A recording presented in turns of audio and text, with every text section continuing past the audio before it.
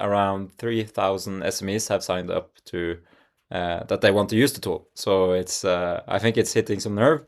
And I think in the last 2 weeks we've had 15 news articles written about how customers shouldn't use AI in content creation. If I can use AI to do it, then I'll use AI to do it. Yeah.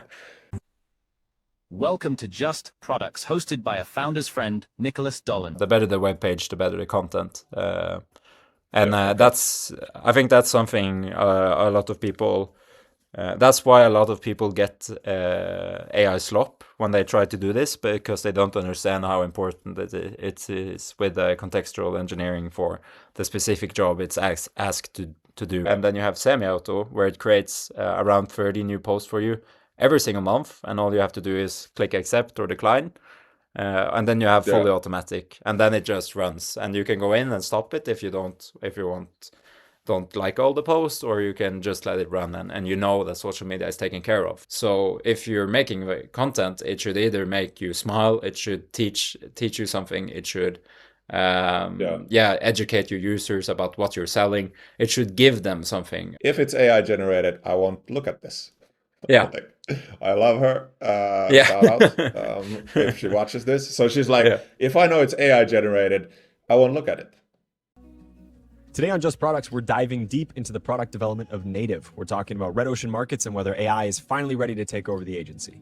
I'm Trond, and this is going to be fire. Hello, audience. It's Nicky here from Just Thoughts, and I'm in the discussion today with Trond from Norway.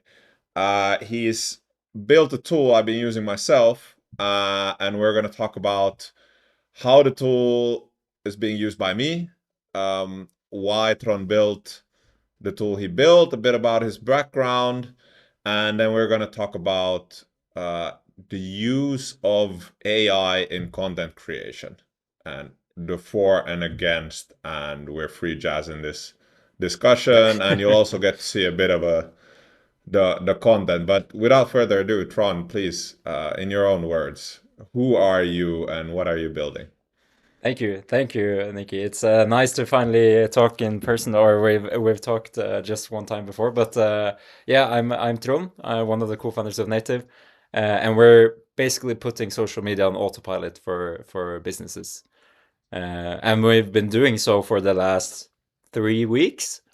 And in those 3 weeks, around 3,000 SMEs have signed up to that they want to use the tool. So it's I think it's hitting some nerve. And in the same time waking up the agencies to act and look at new ways of doing marketing.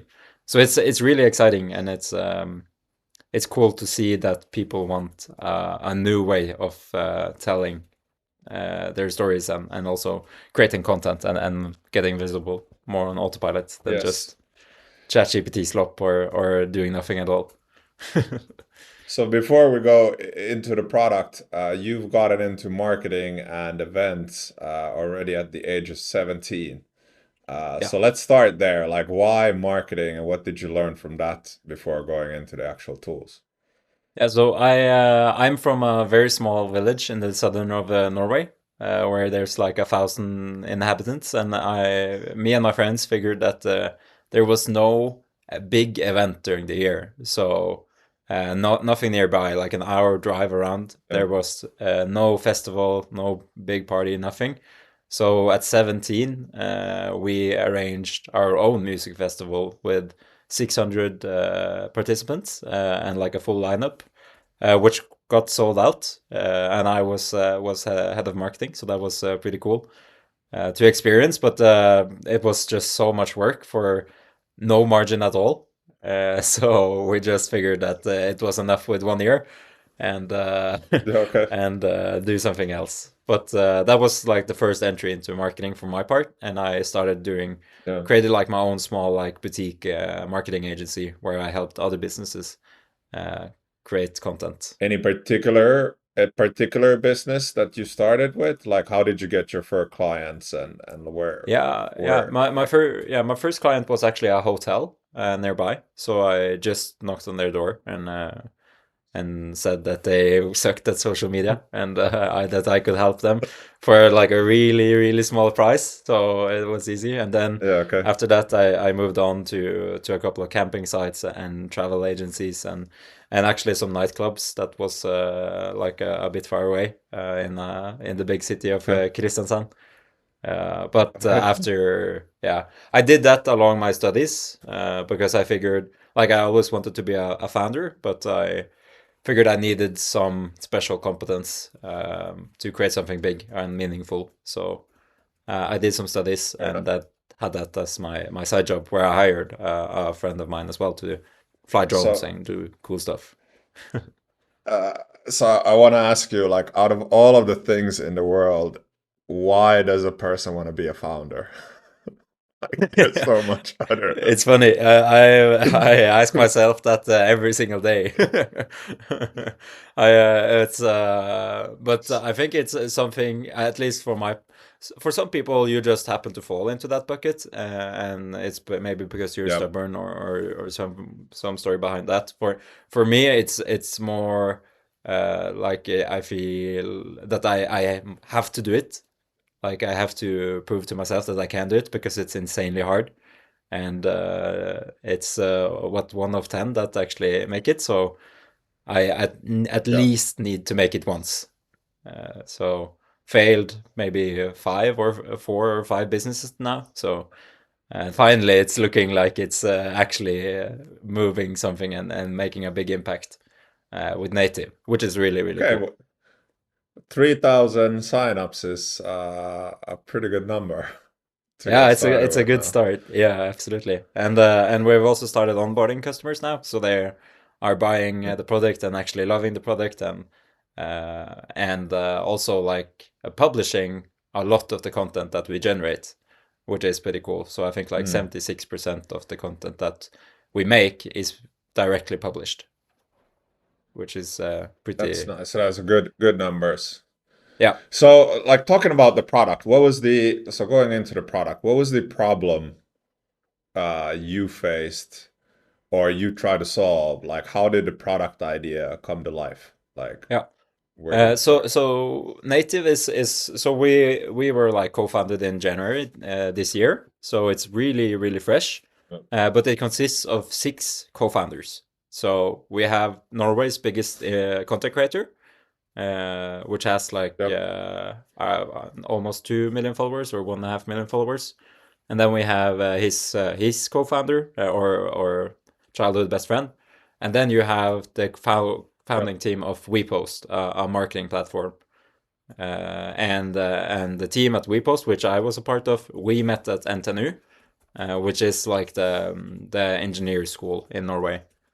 And at those studies, one of us 4, had worked in a major marketing agency, not me. And he saw the opportunity with AI in 2021 and started looking into how he could automate his own work in the agency back then. And he took that idea back to university in 2022. And then obviously ChatGPT came in late 2022. So it was just really good timing for us to start building a marketing platform when such a disrupting technology came into being. Yeah, and after that, we've had the image models come to life, and you have that embedded in your tool, right? Yeah. So what we don't make our own models, but we take everything that we can find that it's like actually really good, and we tailor it to the use case. So instead of having like spending a full day of prompting, you can we'll do that work for you and use the available tech. So all of the best image models, best text models, both also like we do like some semantic analysis. Don't ask me how we do it, but we do like voice fingerprinting on how people talk and tell their stories, and the similar for videos, which we just began with. Okay. I think this is a good point where you could probably show us a bit about the tool, because showing is better than telling. Yeah. less lag on the feed. And I'll just go up here. Yeah, it looks good. Great. Okay, so you can add your website. That's where you start. Yeah. So here you can add any company you have. So if you take, I have a customer here or somebody that's in the wait list, so we can run with them and see. Okay. And based on the URL, Nice. we start by looking into the website of the company, and we try to understand not only like what they do, but we also try to understand what they sell and who they sell to and who their competitors are and the alternatives that is available. So we understand the brand and what they talk about. As you see here, premium quality, stylish, affordable tennis gear. And then it also do a deep analysis and try to find some pictures so it understands what you post from before. So it has a lot of pictures available. And also the logo. And after that, it does like an overarching key trend search. It's doing all of them simultaneously, or most of them at least. And based on that, Nice. it suggests what type of channels they should be on. And from there, it's really like different ways into how it creates content. So for Instagram and Facebook, it's really, really focused on looking good. So you need a great picture. It's not that important with the text, but if you look to LinkedIn, the text is the most important part. So with Instagram and Facebook, we start by creating great pictures and understanding what images you have available and what type of images we can create that is of high quality. And then we make out the marketing plan and write the captions. So that's also what it's doing right now. It's generating the image and for the first post. So this is just the onboarding based on the URL. So it should make like 3 great posts. And after that, you can see the entire calendar. And then you'll get into the platform after you've done this. And you can see that we actually can make great content for you.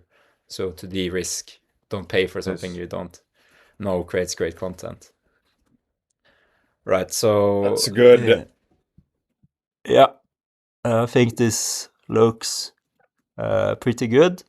So this is fully AI generated, and the same goes for these. So it's not using existing, is it using existing pictures as base it finds out of the internet, or is it fully inventing Yeah, so the it's personas and characters? using, yeah, it's using what it can find. This guy kind of looks like the same, and this socks. You see, they're probably. Yeah. So it's a combination of what it needs. So it's the same image but a different angle. It looks like that's maybe the same image. Yeah. Yeah, that's the same image, and then all of the other ones are generated. Oh, that's cool. So yeah, it's a combination, So and then you need you need an yeah. existing brand. So the more content you have online for the brand, the better the output is going to be, right here. Yeah, exactly. So The better the web page, the better the content. And okay. I think that's something a lot of people. That's why a lot of people get AI slop when they try to do this, because they don't understand how important it is with contextual engineering for the specific job it's asked to do, right? So this is why we're doing so much of the processing before we go to generating content. It's because you really need to understand and have the data and feed it at the right places to create great content. Yeah. So this was when I was onboarding this before your previous launch. Yeah. I think I saw a few posts, but the problem I didn't have enough content, right? And I think I didn't have, so like one effect you need to have with any product that you're using is like a wow effect, right?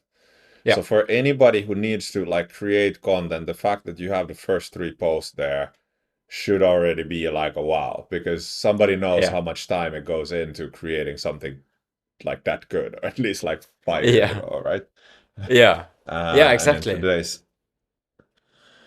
And what I like about the tool here is this view, especially when you're doing planning. So for somebody who's been doing solo stuff like for a Yeah. long time, I don't have anybody to coordinate with. I guess this is industry standard. It's like you've had Buffer before, where you can see some sort of layout and schedule stuff. But Yeah. this view is where I do work with a few clients. It's like we look at this, what's going out. Have you fixed the so just out of curiosity, like one Yeah. thing when I'm creating new content from scratch, does it upload now the entire brand to this thing? Like, is there a Yes. brand book in the context after this onboarding?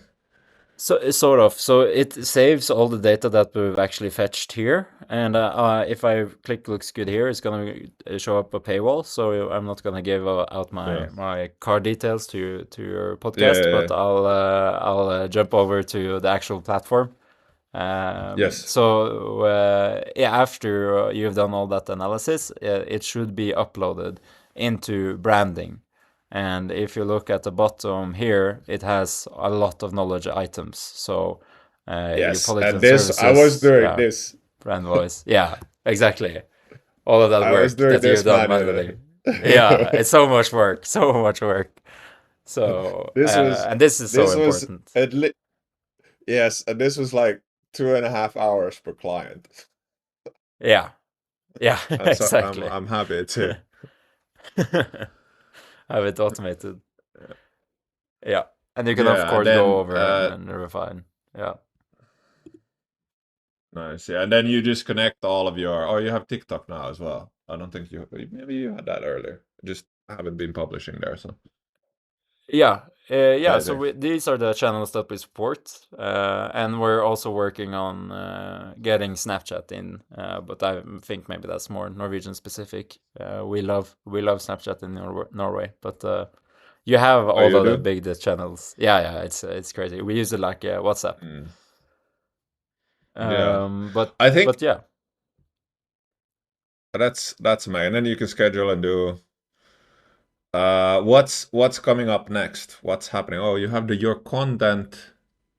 Oh, there's new views here. I haven't even said this. Yeah, it's Yeah, a lot of new views, and then you also have this one, which is the most exciting and what people are buying, which is where you're able to choose the level of automation that you have. So you have manual, and where it does nothing, and you do everything yourself, yeah, and then you have semi-auto, where it creates around 30 new posts for you every single month, and all you have to do is click accept or decline, and then you have yeah, fully automatic, and then it just runs, and you can go in and stop it if you don't like all the posts, or you can just let it run, and you know that social media is taken care of. yeah. Because what we do internally as well is that we take based on the post, and then we get all of the performance across the channels again and put that back into the content creation. So it's a continuous loop Yeah, of what's performing and what doesn't perform on yeah, each and platform. calibrating what, yeah, and calibrating what platform works for your content and how much you need to put there, right? Yeah, So exactly. this was I worked for a company called Smartly.io that did marketing for the biggest consumer brands. They were doing like the platform, right? And one of their key innovations uh was it called PBA? Some Smartly is gonna roast me in the blog. My ex-colleague is gonna roast me for not remember the all of the things that I should remember. But in my defense, I did HR. I didn't do product. Yeah. So predictive budget allocation. Yes, PBA, first innovation. Predictive budget allocation. So when you're doing paid, this is organic, right? So we're Yeah. talking organic content. We're not talking paid content. And one of the key things you had earlier here was, which I liked, was you could connect different individuals' brands. So are you still doing that? Like you can Yes. connect your CMO, your CEOs, LinkedIn, your Yes, exactly. So as you see here in the analytics page, it's actually the personal profiles of native. So Benjamin, the CEO, you have yeah, me, and then you have the Håkon, the CTO. So we've just been, I guess, haven't posted too much. Been busy trying to get the product out to the waitlist, but we have all of our profiles connected directly, which means that I can post across all profiles in a couple of clicks. So it's pretty powerful. If I go into this here, yeah. so an interesting, I don't think you have this here yet, but like an interesting thing coming back to this predictive budget allocation, so predictive attention allocation. So like so an interesting question here, like could your algorithm learn from who should be posting most and in what frequency should they be like cross-posting, right? So that you actually get the optimal amount of leveraging everybody's social media. Yeah. Right. So that's exactly what we're going into now. So that's the next steps. So we're actually hiring an AI engineer. So if you know somebody that's really good at AI engineering, that's gonna be their full-time job, is to optimize how we use the different models, but also like how, based on the performance of each, optimize the post frequency. And maybe even predictive. I like the predictive. That's pretty cool. If you can say this week you're gonna get 40,000 impressions or something like that, if you do this. No, so I think so, not the amount, but where it learns which, like what I was getting at was not predicting how much revenue you're gonna get or how many impressions. The key was to learn like where do you get most bang for the buck. So Smartly was doing like paid. They were doing like, or still do. They do like paid advertisement, and what you want to do is for maximize the amount of, results you get for every dollar spent. And then in order to do that, you need to remix your content, you need to get your CTAs right, you need to get your visuals right. And this is like constant testing. And through the testing, the algorithm will learn which ads to use more and which to use less, and then show them in what frequency. So if you would do that for organic, and in today's world where it's like you're harnessing like attention, so like I was getting at, from whose profile should you be posting the most, and how much like cross-posting whatever should be done between all of the team members' profiles to get the most out of it, especially when you're talking about a startup. Now, if you have like a commercial product or like a e-com thing, then of course you're leveraging the company's like posting and so on. But this would be like, that was what I was getting at. Like, you could probably optimize that. And then one of your team members might be an Instagram influencer and have nothing on LinkedIn. So whenever the company like posts anything on Instagram, it should go through that person and not through another person. And then somebody else might, have X on lock and have nothing else, right? So yeah, exactly. Yeah, I think that's spot on. I think that's also where we maybe can give a lot of value back to our users, is by optimizing those kinds of things that, like most, you don't have an operating system for their content today, and no, they don't. We're starting to build it, and it's a good first step, and then it's all about enhancing and showing what's possible.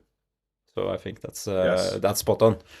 But another thing I like, because I'm a guy who goes long format first, so I create content in long format on Substack, and you had RSS feeds, that you can lock into for content, and I thought that was super smart. But the problem I have in that setup is that when I need to create something first on my RSS feed for then to import it here. And how I think I should be using your tool is I should be kind of giving it all of my previous blog posts and then like repurposing that content to social media and run it on automation. Like that would work for my personal content. Yeah. But then again, I have clients that I'm creating for, and that's where how I've been using your tool. I've been like creating for clients Yeah. content and the view, and then you also have the feature which is share the URL. Like you Yeah. were surprised I was using that feature. Yeah. Yeah. No, but it's a really good feature. I use it quite Yeah. extensively myself. I can go back So and show them. Yeah. the share button, Yeah. on a single post. Yeah. Where you get the feedback in the live view here as Yeah. well. Yeah. It's pretty nifty, I would say. So Where you can just share. is it yeah, that is it now integrating as well? So if somebody gets feedback, does it work now in a way where you can just like click OK and it revises based on feedback or Not yet, but we will get there. It should. It's a very really small job, so yeah, if they had feedback, it should be just accept, and then it feeds it back into the LLM yeah, on the side. But not yet, unfortunately. But yeah. be patient, and it's No, gonna come. Yeah. yeah. Just sharing how I've been using, and I think that share feature is when you're working for somebody else and creating their Yeah. content, like you can share that link. And further still, like a lot of people I work with like WhatsApp, so like kind of integrating that URL to if you can like directly link I don't know, a business WhatsApp or whatever, it Yeah. could ping individuals as well. But that's a nice to have feature. This works really well Yeah, as but is. it like the end goal is that it should be like fully automated, right? So it should know these things, and we should have the features. So the feedback is good, and I'll take it back to the guys on because Yeah, now there's we're doing product a lot of development things. live.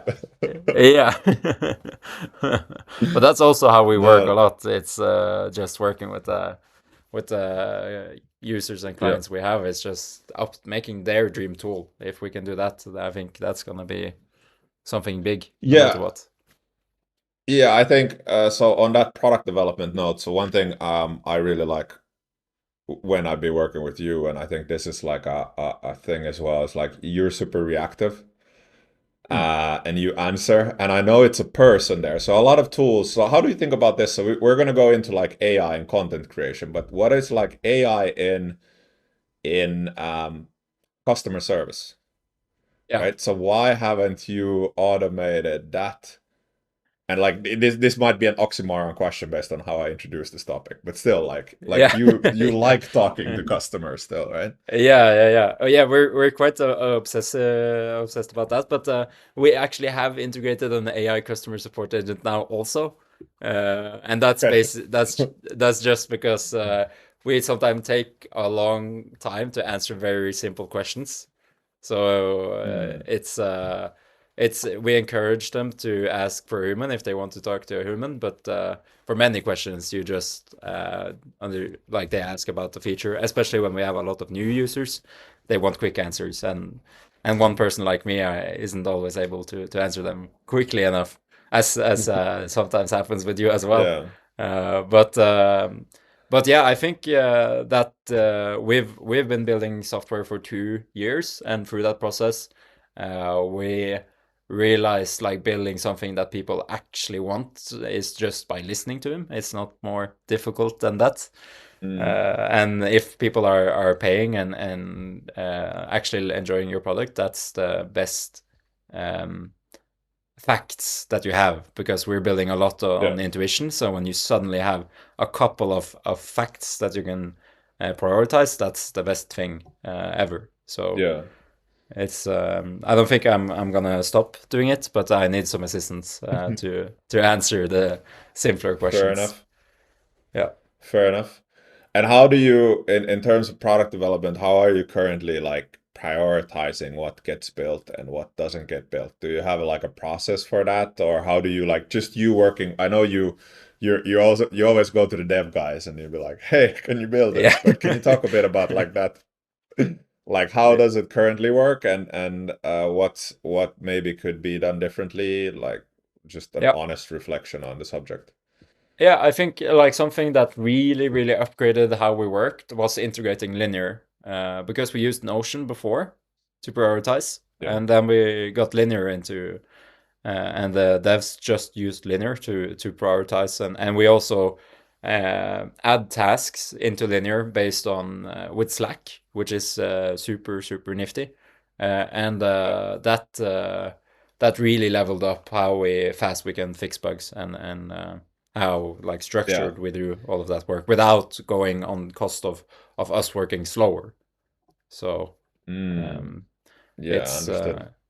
more better orchestration without the increased like communication between us. Yeah. So we have like one Monday meet, and throughout the week we have just like a quick stand up, like what I'm doing today and what I did yesterday. And if you have something, like if you had some problem or you didn't get access to the platform, I would say either directly or in that morning meet, like, why haven't you fixed the invite to Nikki? It's really urgent. He's gonna get pissed. Yeah. So it's I I love the think fact that that's you use me as an example. yeah. Yeah. It's really efficient. No, I also got into building now, and I'm working with a dev who just set up like linear. Now it's going to be app based. Yeah. So this linear, like how, like I haven't worked with the linear ages previously, and I have to agree it brings structure and it's like super fast Yeah. and so easy. And then also building like in the content creation space. So what I found, what you said was interesting is like, and when I looked at your tool and how I feel like what I'm creating is completely different, is that there are platforms that start with like visual first. Like if you're doing Instagram and Facebook, like you need to get the pictures right. And this is interesting. Like you've the brands and the agencies still like they want to use you, but you're getting some backlash on what do you need humans for? Where are the humans included? Yeah. Should AI be in this? So Yeah. I think like this discussion is like I don't think twice about it. I've kind of personally my approach is just like I need to get a job done, and Yeah. if I can use AI to do it, then I'll use AI to do it. Yeah. Yeah, and that's because you're you're in the founder space, and you think, I think we without being too kind with our own ecosystem, but I Yeah. think it's really results oriented, and our response, because we've had as you said, a lot of backlash from marketing agencies in Norway. I think in the last 2 weeks we've had 15 news articles written about how customers shouldn't use AI in content creation, and native is making that really easy. And the reason why they react is because they have their workflows right now where they are native in everything they do. But I don't think the reader, like I hate reading ChatGPT content, and the Yeah. reason why I hate it is because ChatGPT very often has very bad wording, and it doesn't give me value in the content it creates. It's very like doesn't have any context, doesn't teach me anything, doesn't make me laugh. It's just bland content. And our way of thinking about that type of content is that it's all about giving value. So if you're making content, it should either make you smile, it should teach you something, it should educate your users about what you're selling. It should give them something of about the content, and the user at the end of the day doesn't care how it was created. They only care if it gave them value. I can look at the Instagram video and have to look at it like 3 times before I realize it's AI generated, and that's of course goes into like a space like what's real and what's not real, and that's where you need credible sources. So they need to. That's where I think the human in the loop comes in. That you need some human to just check that this content looks accurate. If it's telling my story on autopilot, I need to make sure Yeah. it gets the facts straight, that I started a music festival when I was 17 and not 6, and those sorts of things, right? Or I think it's an accountability question as well. Like, Yeah. I completely agree with these things. So, like, one value add in the human in the loop is that there's an accountability somewhere in that loop. Yeah. And I think there are different types of users. So I don't fully subscribe maybe to the fact that a user doesn't care. So if somebody listens to this podcast, there might be a person who's like, I'm gonna care. I know at least one person, okay? So the lady who leads PR for Moomin, do you know Yeah. what Moomin is? Yeah, the Finnish thing. She is, if it's AI generated, I won't look at this. Yeah. Like, I love her. Yeah. Shout out if she watches this. So she's like, Yeah. if I know it's AI generated, I won't look at it. Yeah. I was like, whatever. I also, what I've realized about ChatGPT stuff, I agree that ChatGPT as a model has becoming worse at creating the content. Mm. And especially what I found now, like a new learning the past weeks, is it actually pulls context from all of your projects.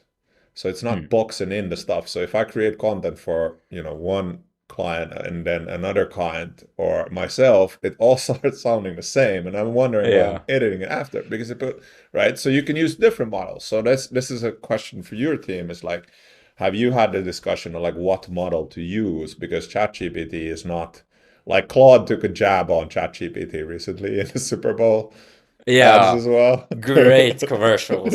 So good I was commercials. Yeah. like They're they're really getting OpenAI is getting roasted hard currently. We're roasting them as well. yeah. Yeah. Yeah. All the It's love. yeah. I think So yeah. Yeah. Go ahead. The question. yeah, so the question here is when you say ChatGPT, yes, that is one model, but have you changed the models or can you speak about this might be a technical question, but like what models are you using in the back end? What have you learned about the different model use? Yeah, I think just to touch on the first thing about like not won't look at AI generated content. I think like the best content or the best AI doesn't then you don't know it's AI, right? Yeah. So we're entering that space pretty quickly, and Yeah. then you can ask yourself like, when does it then matter if a guy sat and prompted it or tweaked it in Photoshop? How much was it real before? It's just Yeah. simpler. So, but to go back to the models, we use almost all the models we can get our hands on, and try it out Yeah. on different workflows and applications. So for text, for example, we use Anthropic because we think it writes very concretely and nice, and is really good in Nordic languages. I don't know what that is, but especially in Norwegian and Yeah. Swedish. I don't know about Finnish, but it just writes more genuine, and it's easier to context engineer. And for images, Mhm. obviously Gemini, but then you have some features in different models from different suppliers that helps you like edit certain pictures if you just want to edit like a special area of the Yeah. image. And so it's different. So we use OpenAI, so we use Anthropic, we use Gemini, and we also use some open source. So it's a wide mix based on the task at hand. Is basically how we look at it. Yeah, But no, we understood. try to always use we're like based on how they develop the models. We usually implement the newest models to generate text and then control the agents on top. So right now I think they're Cool. implementing Opus 4.6 to do that as well. Yeah. Yeah. And I think I saw an update. Was it today actually? The time of this recording, Lovable updated that they're going Claude 4.6 on entire backend now. So Yeah. I think like Yeah. model choice is of importance, but not to drag on. Like we could go forever on this Yeah. discussion, and especially like wrong or right in AI, and then celebrate and shit bass and Yeah. on across the board, right? But for Yeah. the audience, if they want to use native and they want to get in touch with you, like what Yeah. is your ask to the audience?